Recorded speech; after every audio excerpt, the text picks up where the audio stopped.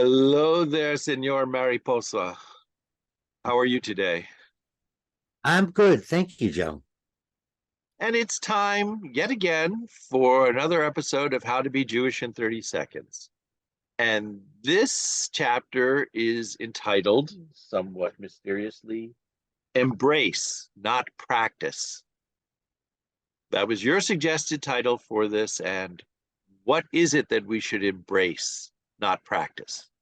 Embrace Judaism in 30 seconds. Embrace what you choose to do. Looking back on our episodes, embrace a Sabbath meal. Embrace blessing the children. Any of our episodes, embrace what you're doing and don't focus on how to do it. Don't focus on the rules. Don't focus on, am I doing it right? Am I doing it wrong? Because we're not dealing with a technical repairing an automobile, surgeries. We're not doing something that requires a step-by-step precision that if you don't do each step exactly, you won't get the result you want. And that's really hard for us as human beings to deal with. We really would like step-by-step directions that guarantee the outcome, or we know we'll get the outcome by following these directions, building a model. When I was a kid, that was all the rage. Remember, with the plastic models you would build.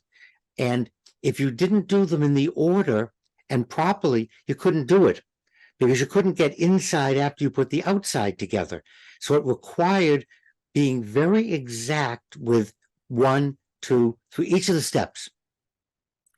Too often, Joe, we think of Judaism as merely practicing following the steps. And that's the message. That's what we're talking about this morning, is you could certainly do that. However, you're going to miss the goal and you're going to put unnecessary pressure on yourself. You're going to worry about, did I do it correctly? Wait a minute, am I supposed to use my left hand or my right hand? Do I have to stand straight or do I bend down? Or when I say this prayer, do I turn that way or this way? In doing that, we're not focusing on, we're not embracing, we're not into the moment. And that's what is important. Remember we talked about radical amazement? That's a perfect example of doing, of into the moment, of embracing. You're not worried about how close you get to the object or, oh, I missed something along the way. You become amazed by what you see. You embrace everything. And that's the message we want to get across with this episode, is we want to embrace each of the things that we choose to do Jewishly and put aside the naysayers, put aside the voices out there that would correct us, the voices out there that would tell us, no, it's not that way, but it's this way. Each of us has a spiritual path, Joe, and we have to find what works for us.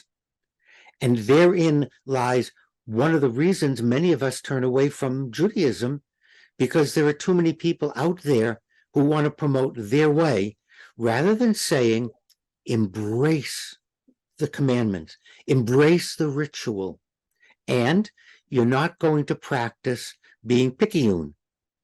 Because when God said, love your neighbor as yourself, he didn't go into what lawnmower to buy or what kind of a shed you need. He didn't go into any details, and for good reason, because God understood that he wanted you to embrace the idea of loving your neighbor as yourself.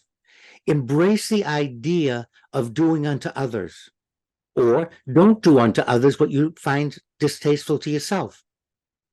We need to embrace Judaism, and then we'll become one with it, we'll become part of it, and we'll like to do it, and it'll be fun, and we will do lots of things. Well, one thing I embrace with gusto and enthusiasm is your wisdom, Rabbi, and I look forward to many more years of it. Thank you so much.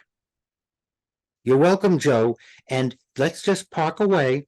We're going to embrace our Judaism and not be concerned with the exact practice.